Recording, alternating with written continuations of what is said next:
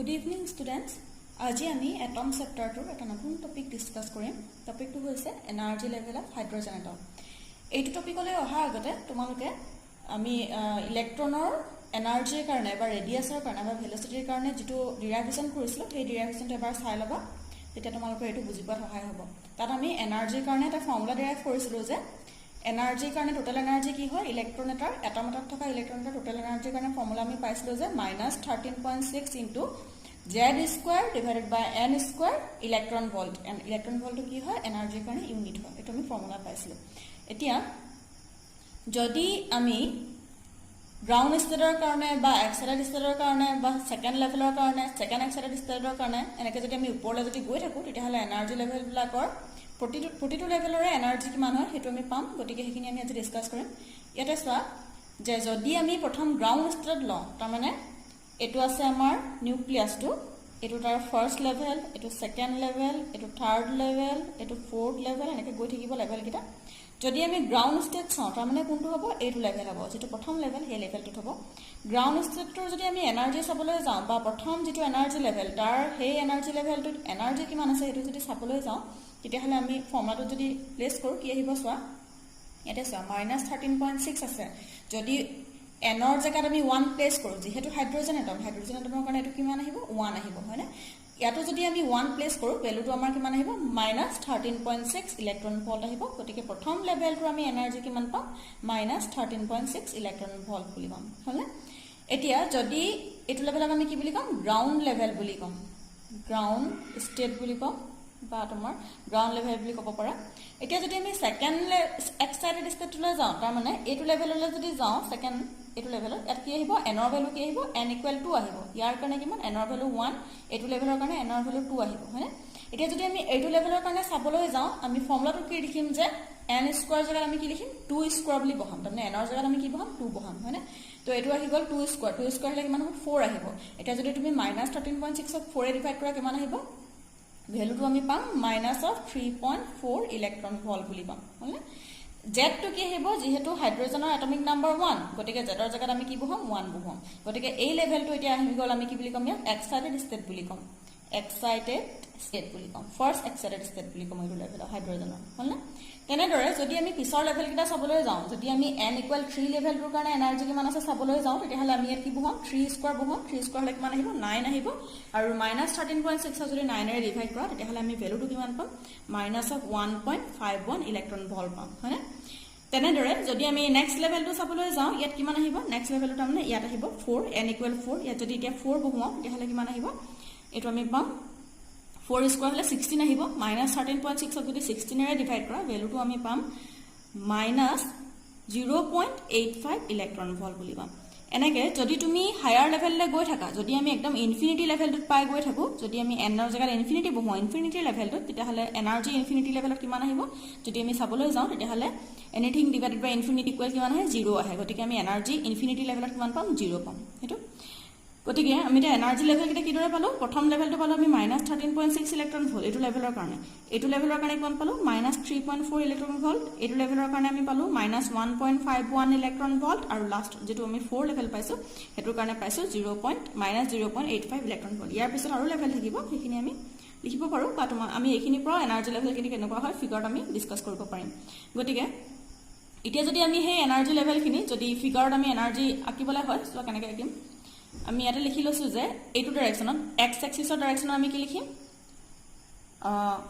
আমি এফালে কি লিখিছো n = 1 লিখিছো আৰু আমি এফালে কি লিখিম এনাৰ্জি লেভেল বিলাক কিমান কিমান আঁতৰত থাকিব হেতু আমি লিখিম। তো প্ৰথম চোৱা n = 1 ৰ কাৰণে যেটো আমাৰ প্ৰথম গ্ৰাউন্ড ষ্টেট আছিল গ্ৰাউন্ড ষ্টেটৰ কাৰণে চোৱা এটো ground state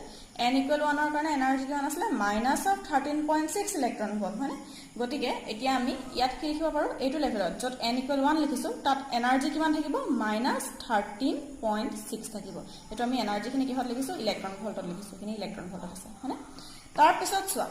first excited ষ্টেটৰ energy আমি কিমান পাইছিলো -3.4 ইলেক্ট্ৰন ভল্ট তাৰমানে প্ৰথম গ্ৰাউণ্ড ষ্টেটৰ পৰা এক্সাইটেড ষ্টেটলৈ এনাৰ্জিৰ ডিফাৰেন্সটো কিমান আছে বহুতখিনি বেছি হৈ আছে হয়নে গতিকে ইহঁতৰ এনাৰ্জি লেভেল কিটাও ইটো হিটোৰ পৰা বহুত বেছি ডিফাৰেন্সত থাকিব গতিকে আমি কি লিখিম যে ধৰা আমি ইমানখিনি মানত আমি কিমান পাইছো এটো যদি ক্যালকুলেট কৰো ইমানখিনি মানত আমি ধৰি লৈছো যে -3.4 ইলেক্ট্ৰন ভল্ট এটো সেকেন্ড মানে ফাৰ্ষ্ট এক্সাইটেড ষ্টেটৰ এনাৰ্জি লেভেলটোৰ কাৰণে এনাৰ্জিটো আমি লিখিছো এটো হয়নে তেতিয়াহলে আমি এনাৰ্জি লেভেলটো কোনটো বুলি ধৰিছো এটো বুলি ধৰিছো এনাৰ্জি লেভেলটো আমি এটো বুলি ৰাখিছো এটো কাৰ কাৰণে এটো তোমাৰ n ইকুৱেল 2 ৰ কাৰণে অৰ্থাৎ ফাৰ্ষ্ট এক্সাইটেড ষ্টেটটোৰ কাৰণে পাইছো আমি এনাৰ্জি লেভেলটো হয়নে তাৰ পাছত চোৱা সেকেন্ড এক্সাইটেড ষ্টেটটোৰ কাৰণে এনাৰ্জি লেভেল কোনটো আহিব এটো আহিব আৰু ইয়াত তোমাৰ ভ্যালু কিমান আছে -1.51 ইলেক্ট্ৰন ভল্ট আছে তাৰ মানে এইটো লেভেলৰ পৰা সেকেন্ড লেভেলটোৰ পৰা থাৰ্ড লেভেলটো লৈ তাৰমানে আমি ক'ব পাৰো যে এটো ফাৰ্ষ্ট এক্সাইটেড ষ্টেট কম এটো সেকেন্ড এক্সাইটেড ষ্টেট কম কিন্তু লেভেল হিচাপত চাবলৈ গলে এটো তোমাৰ কি আহিব সেকেন্ড এনাৰ্জি লেভেল আহিব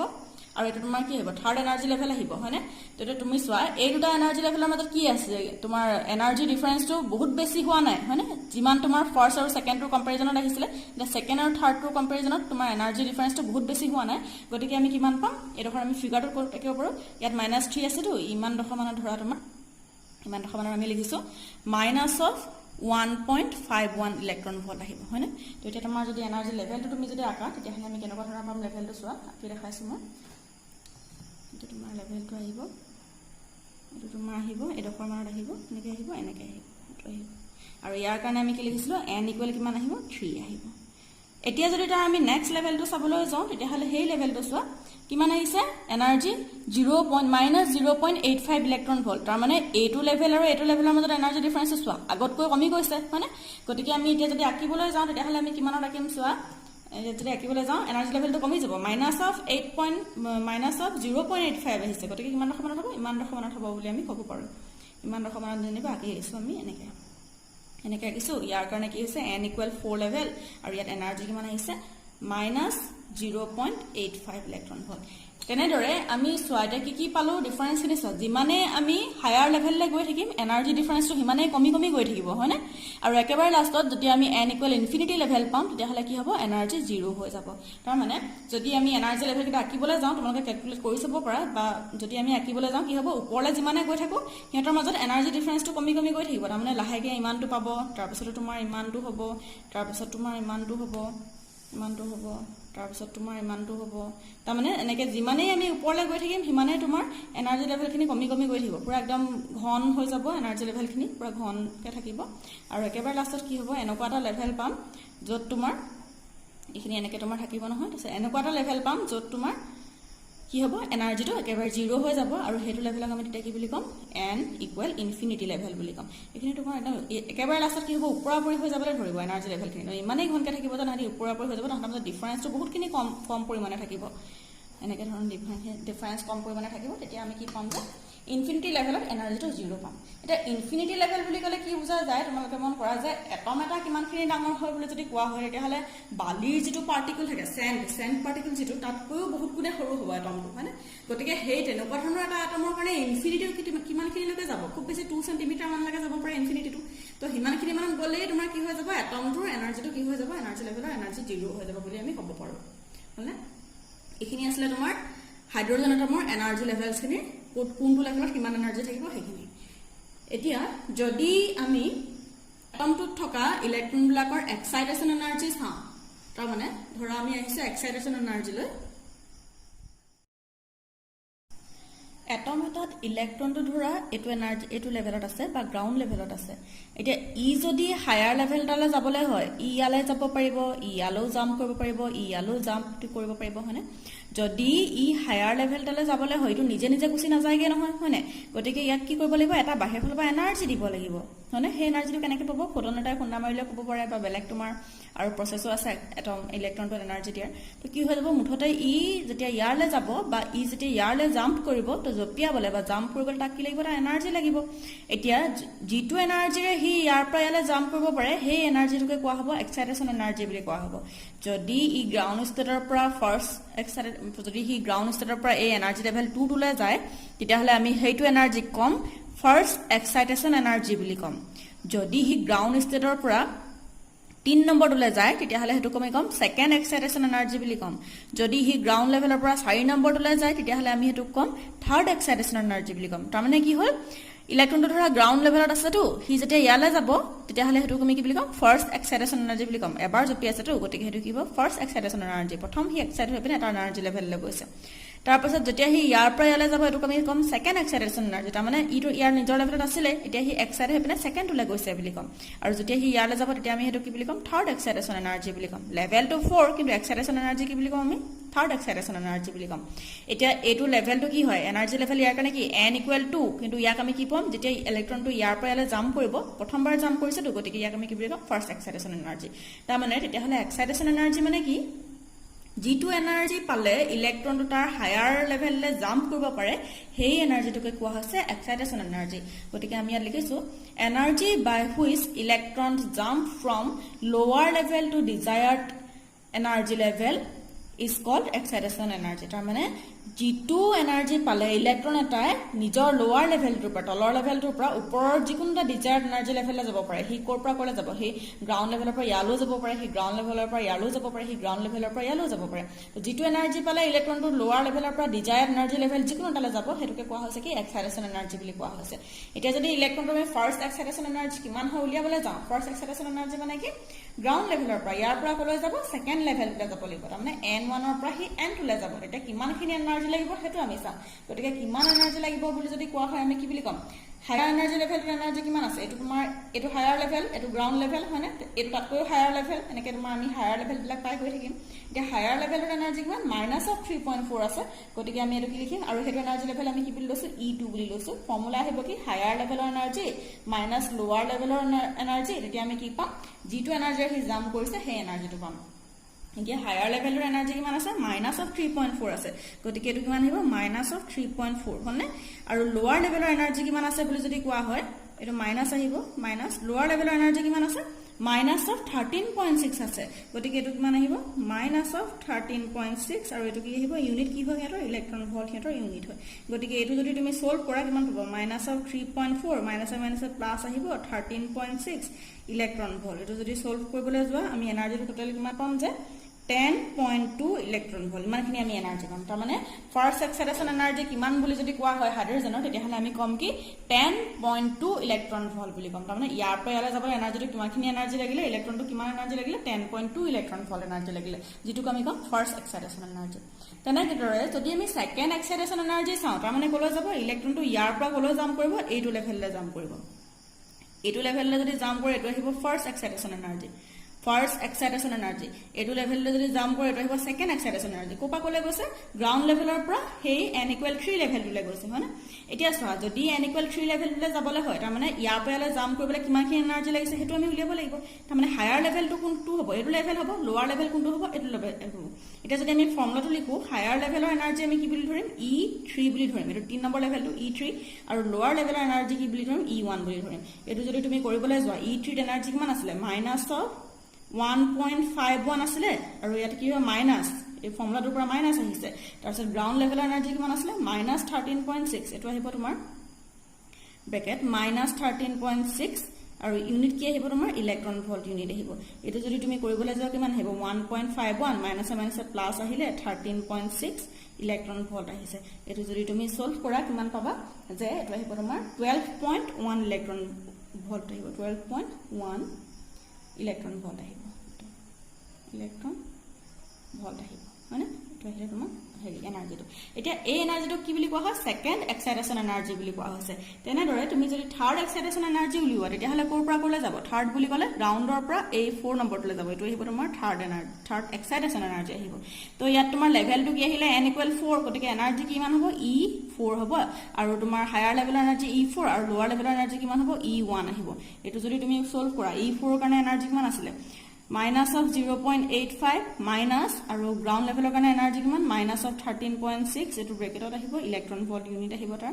তাৰ পিছতে এটো যদি তুমি সলভ কৰা কিমান পাবা -0.85 মাইনাস প্লাস 13.6 ইলেক্ট্ৰন ভোল্ট আৰু এটো যদি সলভ কৰা আমি আনসাৰটো পাম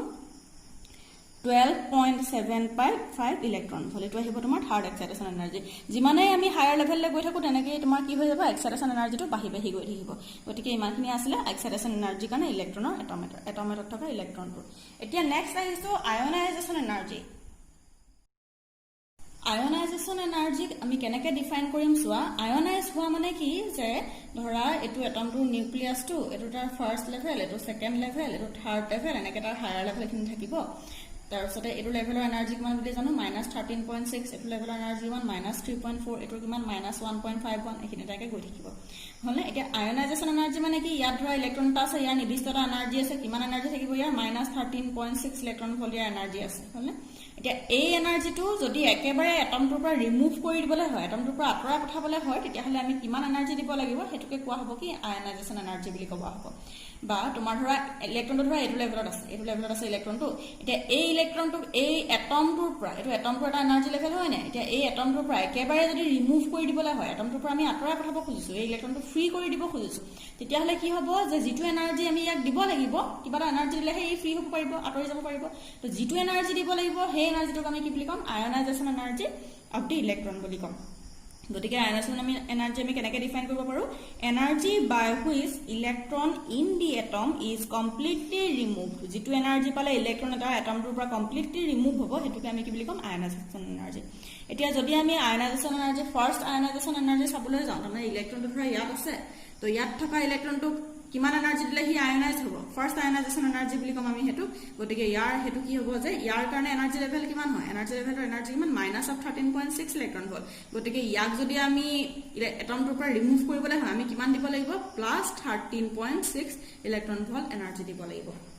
বা তেনেদৰে যদি তোমাৰ ইলেক্ট্ৰনটো ইয়াত আছে ধৰা ইয়াত থকা ইলেক্ট্ৰনটোক আমি ৰিমুভ কৰিব লাগে ইয়াক কিমান এনাৰ্জি দিব লাগিব বুলি যদি কোৱা হয় এইটো লেভেলৰ এনাৰ্জি কিমান হয় সেই লেভেলটোৰ এনাৰ্জি আমি জানো যে -3.4 ইলেক্ট্ৰন ভোল্ট এতিয়া ইয়াক যদি ইলেক্ট্ৰনটো যদি ইয়াৰ পৰা ৰিমুভ কৰিবলৈ হয় তেতিয়াহ'লে আমি কিমান এনাৰ্জি দিব লাগিব +3.4 ইলেক্ট্ৰন ভোল্ট এনাৰ্জি দিব লাগিব তেনেদৰে থাৰ্ড আয়নাইজেশ্যন এনাৰ্জি বুলি যদি কোৱা হয় তেতিয়াহ'লে থাৰ্ড লেভেলটোৰ এনাৰ্জি কিমান হ'ব -1.51 ইলেক্ট্ৰন ভোল্ট যদি ইয়াক এই ইলেক্ট্ৰনটো ইয়াৰ পৰা ৰিমুভ কৰিবলৈ হয় আমি এনাৰ্জি দিব লাগিব +1.51 ইলেক্ট্ৰন ভোল্ট এনাৰ্জি দিব লাগিব তাৰমানে আয়নাইজেশ্যন এনাৰ্জিৰ কাৰণে ফৰ্মুলা আমি কেনেধৰণে পাম যে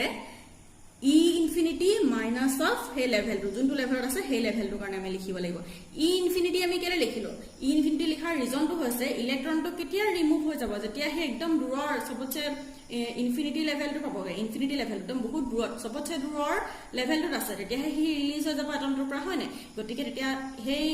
ই ইনফিনিটি মানে এন ইনফিনিটি লেভেলটো ইনফিনিটি লেভেলৰ সেই এনাৰ্জি লেভেলত থাকিলেহে ইলেক্ট্ৰনটো তাৰ পৰা ৰিমুভ হ'ব গতিকে সেই লেভেলত এনাৰ্জি কিমান আহিব ই ইনফিনিটি বুলি কওঁ আৰু ই ইনফিনিটি -1 যদি কৰোঁ বা যোনটো লেভেলত আছে সেই লেভেলটো যদি আমি লিখোঁ তেতিয়াহ'লে আমি কি পাম আয়নাইজেশ্যন এনাৰ্জিৰ কাৰণে ফৰ্মুলা পাম গতিকে তোমালোকে ইয়াতে মন কৰা যে ইলেক্ট্ৰনটো ইয়াত আছে মানে প্ৰথম গ্ৰাউণ্ড লেভেলটোত আছে আৰু ই ইনফিনিটি মানে কিমান একেবাৰে তোমাৰ ইনফিনিটিত থকা এনাৰ্জি লেভেলটো এনেকৈ গৈ আছে নহয় ইনফিনিটিত যিটো এনাৰ্জি লেভেল আছে সেইটো ধৰা এন ইনফিনিটি ইনফিনিটিত থকা এনাৰ্জি লেভেলটোৰ এনাৰ্জি কিমান হ'ব 0 হ'ব বুলি আমি ডিৰাইভ কৰি উলিয়াইছিলোঁ তো কি হ'ব যে এতিয়া সেই 0টোৰ পৰা এইটো লেভেলত থকা এনাৰ্জিটোৰ পৰা যদি আমি সেই লেভেলটোৰ এনাৰ্জিটো যদি মাইনাছ কৰি দিওঁ তেতিয়াহ'লে আমি কি পাম যে আয়নাইজেশ্যন এনাৰ্জিটো পাম গতিকে এইটো আমি কৰি চাওঁ এইটো 0 আহিব ইয়াৰ লেভেলটো কিমান হ'ব -13.6 ইলেক্ট্ৰন ভোল্ট আৰু ইয়াত ৰিজাল্ট আমি কি পাম +13.6 ইলেক্ট্ৰন ভোল্ট এনেকৈ আমি উলিয়াব পাৰোঁ তেনেদৰে তুমি ছেকেণ্ড আয়নাইজেশ্যন এনাৰ্জিৰ কাৰণে চোৱা ইলেক্ট্ৰনটো ক'ত আছে ছেকেণ্ড লেভেলটোত আছে হয়নে এতিয়া ইয়াক ৰিমুভ কৰিবৰ কাৰণে তুমি ক'লৈ নিব লাগিব ইলেক্ট্ৰনটো তুমি ইনফিনিটিলৈ লৈ যাব লাগিব হয় ইনফিনিটিৰ চেলটোলৈ লৈ যাব লাগিব ইনফিনিটিৰ এনাৰ্জি লেভেলটোলৈ লৈ যাব লাগিব আৰু তেতিয়া তোমাৰ কিমান এনাৰ্জি লাগিব বুলি যদি কোৱা হয় তেতিয়াহ'লে কি কৰিম সেইটোৰ পৰা তোমাৰ সেই নিজৰ লেভেলটোৰ এনাৰ্জিটো মাইনাছ কৰি দিব লাগিব এতিয়া ইনফিনিটি লেভেলত এনাৰ্জি কিমান হ'ব 0 গতিকে ইনফিনিটি লেভেলত আমি ফৰ্মুলা কেনেকৈ লিখিম ই ইনফিনিটি মাইনাছ যিটো লেভেলত আছে ইলেক্ট্ৰনটো সেই লেভেলটো তাৰমানে ইলেক্ট্ৰনটো কোনটো লেভেলত আছে n = 2 লেভেলত আছে গতিকে ইয়াৰ এনাৰ্জি কি হ'ব E2 হ'ব এতিয়া এইটো যদি আমি কৰোঁ 0 মাইনাছ অফ -3.4 ইলেক্ট্ৰন ভোল্ট এইটো যদি কৰা হয় +3.4 ইলেক্ট্ৰন ভোল্ট এইটো আমি পাই গ'লোঁ গতিকে তুমি ইমানখিনি কৰি নাথাকি জাষ্ট অকল ক'ব পৰা যে এইটো লেভেলত ইলেক্ট্ৰনটো আছে ইয়াৰ এটা এনাৰ্জি আছে কিমান এনাৰ্জি আছে ইয়াৰ -13.6 ইলেক্ট্ৰন ভোল্ট ইয়াৰ এনাৰ্জি এতিয়া ইয়াক যদি তুমি ইয়াৰ পৰা এটমটোৰ পৰা আঁতৰাই পঠাবলৈ হয় ইয়াক ক'লৈ নিব লাগিব ইনফিনিটিলৈ লৈ যাব লাগিব মানে ইনফিনিটি নম্বৰত থকা এনাৰ্জি লেভেলটোলৈ লৈ যাব লাগিব তাৰমানে ইয়াক তুমি কিমান এনাৰ্জি দিব লাগিব +13.6 ইলেক্ট্ৰন ভোল্ট এনাৰ্জি দিব লাগিব ঠিক তেনেদৰে ইলেক্ট্ৰনটো ক'ত আছে সেকেন্ড লেভেলত আছে সেকেন্ড লেভেলৰ এনাৰ্জি কিমান -3.4 ইলেক্ট্ৰন ভোল্ট এতিয়া তুমি যদি ইয়াক যদি আয়নাইজ কৰিবলৈ হয় ইয়াত কিমান এনাৰ্জি দিব লাগিব +3.4 ইলেক্ট্ৰন ভোল্ট এনাৰ্জি দিব লাগিব তেনেদৰে ইলেক্ট্ৰনটো তোমাৰ এটো লেভেলত আছে ইয়াত তোমাৰ এনাৰ্জি আছে -1.51 ইলেক্ট্ৰন ভোল্ট এতিয়া এই ইলেক্ট্ৰনটো যদি তুমি ৰিমুভ কৰিবলৈ হয় আয়নাইজ কৰিবলৈ হয় তেতিয়া হলে কি কৰিব লাগিব ইয়াত তুমি +1.51 ইলেক্ট্ৰন ভোল্ট দিব লাগিব তেনেদৰে যদি তুমি 4 নম্বৰ সেলটোত চোৱা 4 নম্বৰ সেলটো তোমাৰ এনাৰ্জি কিমান আছিল -0.85 ইলেক্ট্ৰন ভোল্ট আছে যদি এই ইলেক্ট্ৰনটো তুমি ৰিমুভ কৰিবলৈ হয় কিমান এনাৰ্জি দিব লাগিব +0.85 ইলেক্ট্ৰন ভোল্ট এনাৰ্জি দিব লাগিব তাৰমানে থাৰ্ড আয়নাইজেশন এনাৰ্জি কিমান আহিব +1.51 ইলেক্ট্ৰন ভোল্ট তেনেদৰে ফোৰ্থ আয়নাইজেশন এনাৰ্জি কিমান আহিব 0.85 ইলেক্ট্ৰন ভোল্ট এনেকৈ গৈ থাকিব এনাৰ্জি লেভেলটো আমি এনেকৈ ডিৰাইভ কৰিব পাৰো নেক্সট আহিছো ব'ৰছ যিটো থিওৰি আছিলে বা ব'ৰছ যিটো মডেল আছিলে সেই মডেলটোৰ শৰ্টকামিং কিছুমান হলে বা লিমিটেশন কিছুমান হলে এতিয়া প্ৰথমটো কোৱা হৈছে যে applicable only to hydrogen and hydrogen like atom তাৰমানে বৰে যিখিনি তোমাৰ ৰেডিয়াছৰ কাৰণে বা বৰে যিখিনি পস্তুলেট কৈছিলে বা তোমাৰ ভেলোচিটি ৰেডিয়াছৰ কাৰণে বা এনাৰ্জিৰ কাৰণে যিখিনি তোমাৰ ডেৰিভেশ্যন দিছিলে যিখিনি এক্সপ্লেনেশ্যন দিছিলে সেইখিনি কাৰ কাৰণে ভ্যালিড হ'ব only hydrogen and hydrogen like atom তাৰমানে ই কি মিন কৰিছে যে আমি ইয়াৰ ভিডিঅ'টোত আগৰ ভিডিঅ'টোত এটো কৈছিলো যে হাইড্ৰোজেন আৰু হাইড্ৰোজেন লাইক এটম মানে কি যিবিলাক এটমৰ অনলি 1 ইলেক্ট্ৰন আছে অনলি 1 ইলেক্ট্ৰন আছে বা হাইড্ৰোজেন লাইক এটম যেনেকে তোমাৰ helium plus lithium plus plus এবিলাকৰ কি হ'ব অনলি 1 ইলেক্ট্ৰন আছে অকল হেবিলাকৰ কাৰণে কি হ'ব ব'ৰছ যিটো মডেল আছে সেই মডেলটো এপ্লিকেবল হ'ব মাল্টি ইলেক্ট্ৰন এটম যেনেকে তোমাৰ ধৰা কাৰ্বন বা বোৰন বা তেনেকুৱা মাল্টি সোডিয়াম হেবিলাকৰ কাৰণে কি হ'ব যে ব'ৰছ যিটো মডেল আছে সেই মডেলখিনি বা ব'ৰ মডেলৰ যিখিনি পস্তুলেট আছে সেই পস্তুলেটখিনি হেবিলাক এটমৰ কাৰণে ভ্যালিড নহব তাৰ পিছত নেক্সট পইণ্টত কোৱা হৈছে যে not tell anything about the intensity of spectral line not explain spectrum of multi electron species তাৰমানে ই কি কৰে ব'ৰছ মডেলে কি কৰিলে যে অনলি হাইড্ৰোজেন বা হাইড্ৰোজেন লাইক এটম বিলাকৰ স্পেক্ট্ৰাম খিনি কেনেকুৱা হ'ব হেতু কথাহে এক্সপ্লেইন কৰিলে যদি মাল্টি ইলেক্ট্ৰন স্পেচিছ হয় বা তোমাৰ যদি ধৰা কাৰ্বন হয় সোডিয়াম হয় লিথিয়াম